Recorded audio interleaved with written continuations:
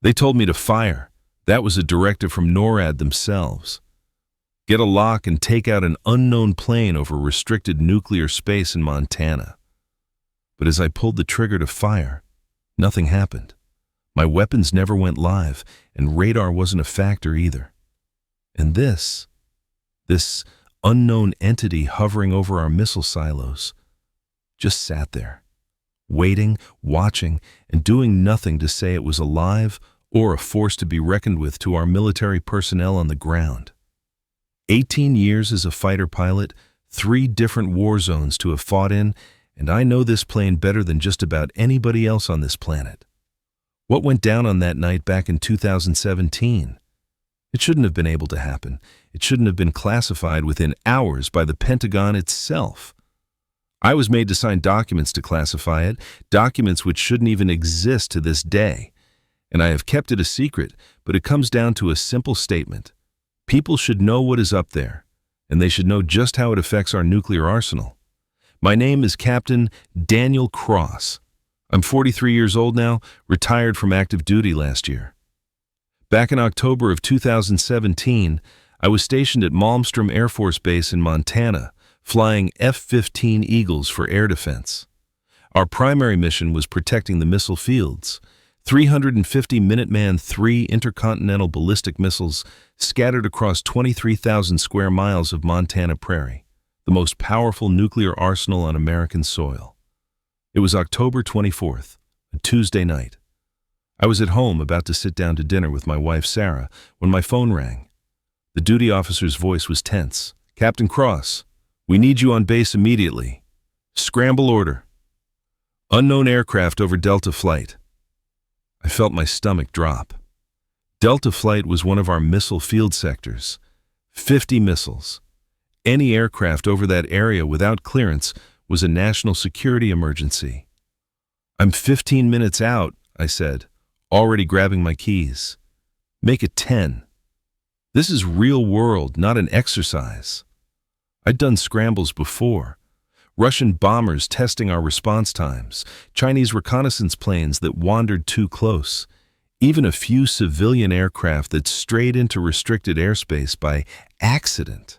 But there was something in his voice that told me this was different. The drive to base was a blur. Sarah didn't ask questions. She knew the drill. I kissed her goodbye, told her I'd call when I could, and drove into the darkness. The Montana night was clear, temperature around 30 degrees, stars everywhere. I remember thinking how peaceful it looked. When I reached the flight line, my crew chief Sergeant Martinez was already prepping my aircraft. The maintenance bay lights lit up my F-15 like it was on stage. Beautiful machine, twin engines, capable of Mach 2.5. 19 years of service, and still the finest air superiority fighter ever built. "What's the situation?" I asked, climbing the ladder. Martinez's face was pale in the fluorescent light. "Sir, I don't know what's going on. They're not telling us anything. But I've never seen the brass this wound up." I strapped in, running through my pre-flight checks on autopilot. Radio, check. Radar, check. Weapon systems, all green. 4 AIM-9. Sidewinder missiles, 4 AIM-120. Enough firepower to take down anything in the sky. The tower came through my headset. "Raptor 3-1, you are cleared for immediate takeoff. Proceed direct Delta Sector. Contact NORAD on secure frequency 234.5. That stopped me. NORAD. Direct? That meant whatever was happening was big enough that North American Aerospace Defense Command was personally managing it. They tracked everything that flew over the continent, satellites, missiles, aircraft, everything. If they needed a fighter pilot on a secure line, something was very wrong. I lit the afterburners and launched into the night. The F-15 clawed its way up through the darkness, the prairie lights of Great Falls disappearing below me. I leveled out at 30,000 feet and switched to the NORAD frequency. "This is Raptor 3-1, airborne, and climbing. "What's my target?" There was a pause. Then a voice I didn't recognize came through. Calm, professional, but with an edge I couldn't quite place. "Raptor 3-1, NORAD. We have an unidentified aircraft loitering over Delta 37. No transponder, no flight plan, no response to radio contact. It's been there for 37 minutes. 37 minutes. Nothing loiters over nuclear missile silos for 37 minutes unless it's hostile or stupid. And hostile aircraft don't make it 37 seconds once we detect them." "What's its altitude?" I asked. "That's where it gets strange, Captain.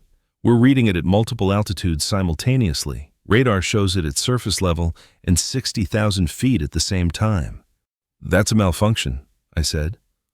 "Has to be." "Negative. Multiple systems confirm. 3 different radar sites, plus satellite. We need visual confirmation. Proceed to coordinates and identify." They fed me the numbers, and I banked west, pushing my throttles forward. The F-15 responded like the thoroughbred it was, accelerating to 500 knots. I'd reached the target area in 8 minutes. Raptor 3-1, be advised. Air Force 2 was in the area 1 hour ago. They deviated 20 miles off course to avoid this thing. Air Force 2, the Vice President's plane. Whatever this was, it had already scared off a 747 carrying one of the most protected people in America. My hands tightened on the stick. The missile field spread out below me in the darkness. I couldn't see the silos themselves. They were buried underground, but I knew they were there. Each one capable of hitting a target 6,000 miles away with a nuclear warhead 30 times more powerful than Hiroshima. And something was hovering over them. Raptor 3-1, target bearing 270, range 30 miles. Descend to 15,000 for visual approach.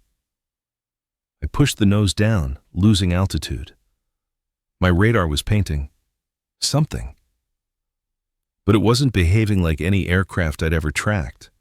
The return was solid, then fuzzy, then solid again, like it was phasing in and out of existence. "NORAD, I'm not getting a clean lock. Target is intermittent on radar." "Copy. Maintain approach. We need eyes on." At 15 miles, I saw it.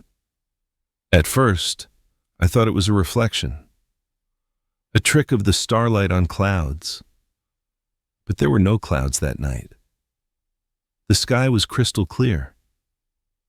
And this thing was just there, hovering about 500 feet above the prairie.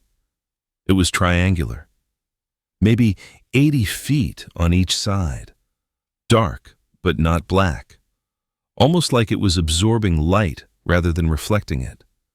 3 lights at each corner, glowing a deep orange red.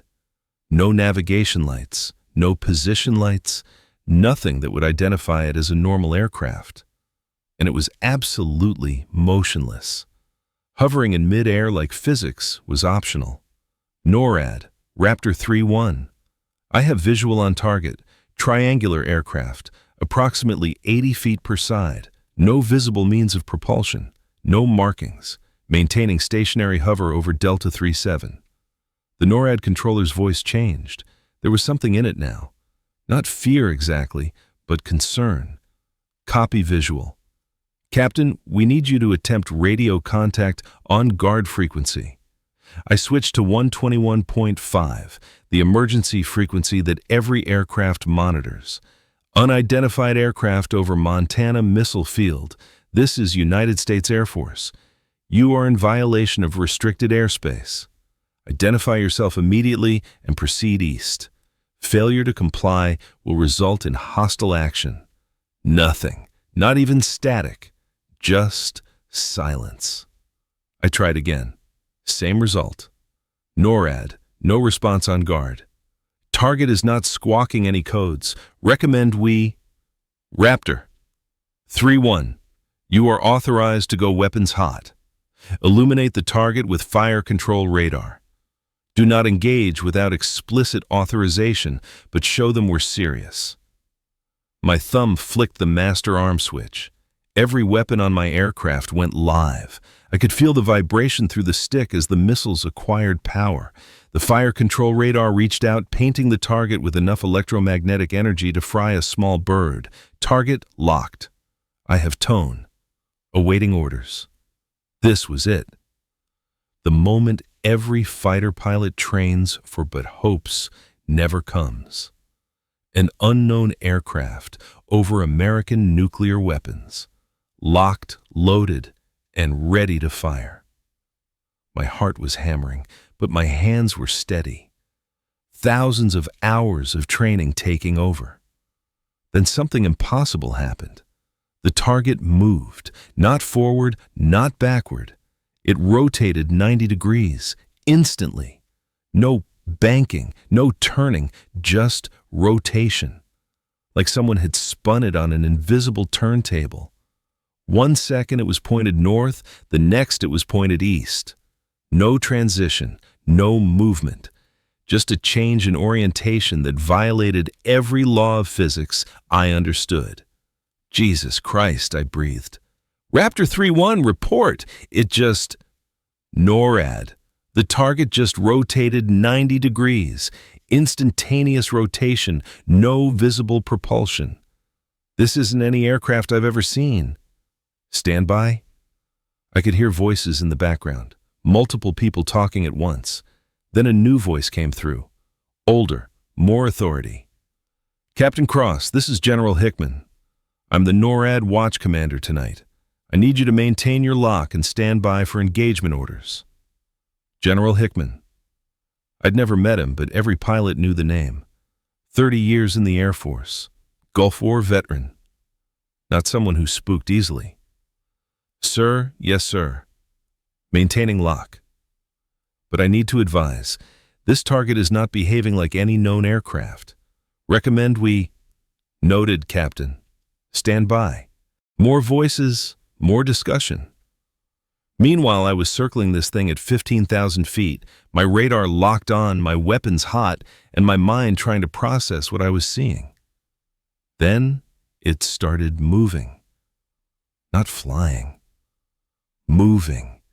It shot straight up. No acceleration, no build-up. Just instant velocity. 0 to however fast in 0 seconds. My radar lost the lock immediately. I craned my neck trying to follow it, but it was already out of sight. NORAD, I've lost the target. It went vertical, extreme velocity. I'm not showing it on radar anymore. Copy. We still have it on satellite. It's at 80,000 feet. Captain, that thing just covered 79,500 feet in under 3 seconds. That's impossible, I said, even though I'd just watched it happen. We're tracking it at 80,000 and climbing, now 90,000. It's still accelerating. I keyed my mic.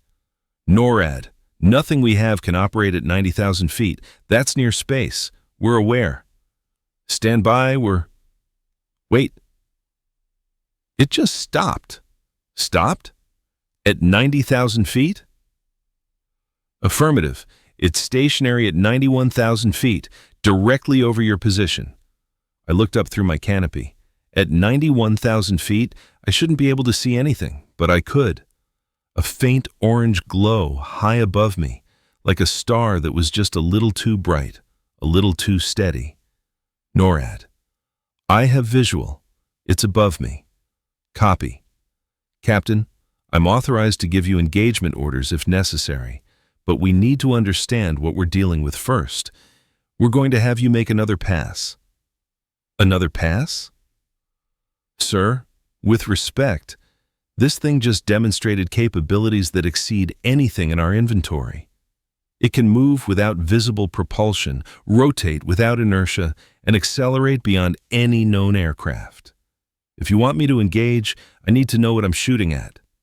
Understood, Captain.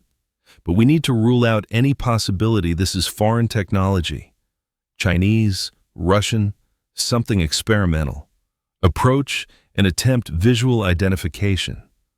I banked around, trying to position myself for another pass, but the target was already moving.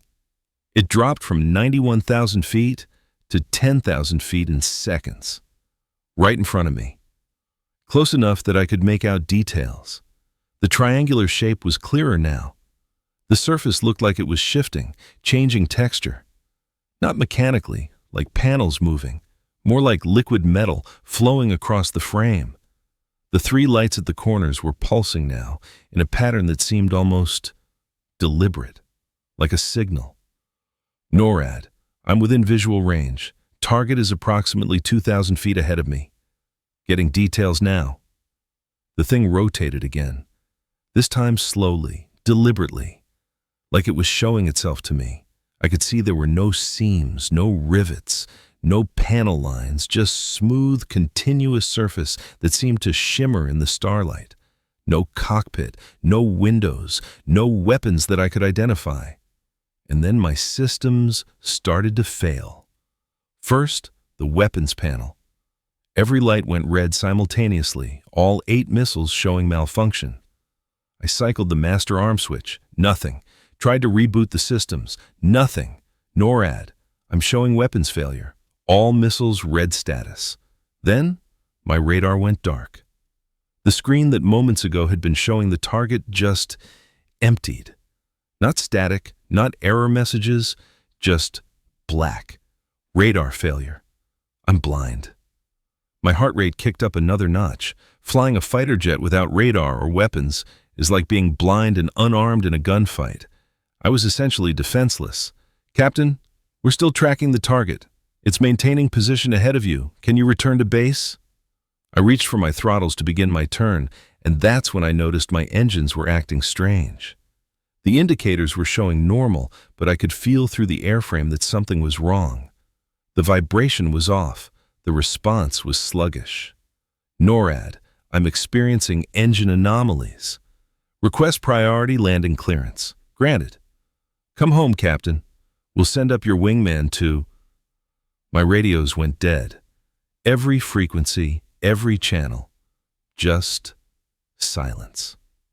I was alone at 30,000 feet, with an object that had just systematically disabled every system on my aircraft. I've been in combat. I've had surface-to-air missiles fired at me. I've had enemy fighters on my tail. But I've never felt the kind of helpless terror I felt in that moment. Whatever this thing was, it had complete control. It could have done anything to me, and there was nothing I could do to stop it. I stared at it through my canopy. It just hung there in the night sky, those 3 orange lights pulsing in their strange pattern. And I swear, I felt like it was looking back at me.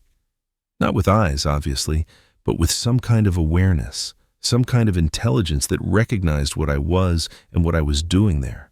We stayed like that for maybe 30 seconds, though it felt like hours. Me, sitting in my crippled F-15. It, hovering effortlessly in the night. 2 representatives of our respective civilizations meeting in the darkness over Montana. Then, suddenly, all my systems came back online. Radar, weapons, radios, engines, everything. Like someone had flipped a switch. My headset crackled back to life. Re-1, respond. Raptor 3-1, do you copy? NORAD, Raptor 3-1, I'm back online. All systems restored. Thank God. What happened? We lost all telemetry from your aircraft for 45 seconds. 45 seconds? It had felt like hours, but that's what the clock on my dashboard showed. A 45-second gap where my aircraft had simply dropped off everyone's radar. The target disabled my systems, I reported, then re-enabled them. It was... Sir, it was like it wanted me to know it could. The general's voice came back. Captain, we need you to withdraw. Return to base immediately. We're standing down the engagement. Sir, what about the target? It's gone. Satellite tracking shows it departed at... We're still trying to calculate the speed. Somewhere over 15,000 miles per hour, straight up. It's outside the atmosphere now. I looked up, but there was nothing to see. Whatever it had been, wherever it had gone, it was beyond my ability to follow. The flight back to Malmstrom was the longest of my life. My aircraft was functioning normally, but I kept waiting for something else to fail. For the thing to come back. For another system to go dark. But the prairie night remained clear and quiet as I brought my F-15 back to the runway. When I climbed out of the cockpit, there were 3 generals waiting for me, along with 4 men in suits I didn't recognize. They walked me straight from the flight line to a secure briefing room. No stop at debriefing, no chance to even use the bathroom. Straight into a room with no windows and a lock on the door. "Captain Cross," one of the suited men said, "I'm going to need you to sign some documents before we discuss what happened tonight." He laid out a stack of papers, non-disclosure agreements, security classifications, documents that, technically speaking, didn't have an official letterhead, the kind of papers that exist in the gray zone between classified and secret. "What I saw up there," I started. "Will not leave this room," he interrupted. "Not to your wife, not to your crew, not to your fellow pilots. As far as anyone knows, you conducted a routine training flight tonight. A systems malfunction brought you back early. That's the story." "That's not what happened," I said. The general, Hickman, leaned forward. "Son, I was watching everything from NORAD. I saw what that thing did to your aircraft. I saw how it moved. I saw it leave the atmosphere. And I'm telling you, officially, it didn't happen." He pointed at the papers. "Sign these. Keep your mouth shut and pray you never see something like that again." I signed. What choice did I have? I was a captain in the United States Air Force. When a 3-star general tells you to sign, you sign. When men in unmarked suits tell you to keep quiet, you keep quiet. But that doesn't mean I've forgotten. For 7 years, I've carried this. Through the rest of my career, through my retirement, through every moment I've looked up at the night sky and wondered, what else is up there? I've watched the news reports about UAPs and congressional hearings and military pilots coming forward, and every time I've wanted to speak up, to tell my story, to add my voice to the others. Tonight, I finally am. The thing I saw over Montana in 2017 was not Russian. It wasn't Chinese. It wasn't experimental American technology. It was something else. Something that can disable our most advanced fighter aircraft with a thought. Something that can accelerate to speeds that would kill a human pilot instantly. Something that operates with technology so far beyond ours that we might as well be throwing rocks at it. And it was hovering over our nuclear missiles. I need you to understand what that means. Those silos contain weapons that could end civilization. They're protected by the most sophisticated defense systems on Earth. Multiple layers of security, fail-safes, protocols. Nothing gets near them without being detected and intercepted. Except this did. For 37 minutes, it sat over those missiles, close enough to touch them. And when we sent a fighter to intercept it, it disabled our weapons like they were toys. What if it hadn't left? What if it had decided to do something to those missiles? Launch them? Disable them? We would have been powerless to stop it. And that terrifies me more than anything I experienced that night. I've thought a lot about why it left, why it showed itself to me, demonstrated its capabilities, and then departed. And I keep coming back to one conclusion. It was sending a message, not to me specifically, but to whoever was watching, to NORAD, to the Pentagon, to whoever makes decisions about these things. The message was simple. We're here. We know where your weapons are, and there's nothing you can do to stop us if we decide to act. I don't know who they are. I don't know where they're from. I don't know what they want. But I know they're real. And I know our government knows they're real. Because I've lived it. I've felt my aircraft shut down in their presence. I've watched them demonstrate technology that makes our best equipment look like something from the Stone Age. Since that night, I've learned that I'm not alone. Other pilots have had similar experiences. Military personnel at nuclear facilities have reported objects interfering with systems. Radar operators have tracked things that shouldn't exist. But most of them stay quiet because they signed the same papers I did, because they're afraid of losing their careers, their pensions, their credibility. I'm not afraid anymore. I'm 43 years old. I'm retired. My pension is secure. And I've carried this secret long enough. People deserve to know what's flying over our nuclear weapons, what's capable of disabling our defenses, what our government has been hiding. The official record says I conducted a routine training flight on October 24th, 2017. It says I experienced a minor systems malfunction and returned to base early. That's what's in my file. That's what's in the Air Force records. But the real record is different. The real record shows an unidentified aircraft with capabilities beyond anything human. The real record shows an encounter with something that treated our most advanced fighter jet like a child's toy. The real record shows that we're not alone in our skies, and we're not in control.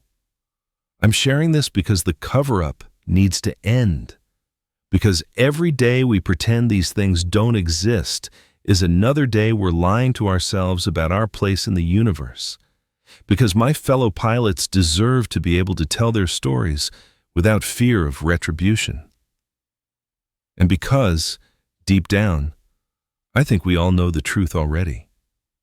We've seen the videos, we've heard the testimonies, we've watched as more and more credible witnesses come forward. At some point, the evidence becomes overwhelming. At some point, denial becomes willful ignorance. We're at that point now. I don't know what comes next. I don't know if sharing my story will make a difference. But I know I can't stay silent anymore. I know that whatever I saw over Montana that night deserves to be discussed openly, honestly, without the secrecy and the cover-ups. They ordered me to fire, to protect American airspace, to defend our nuclear arsenal.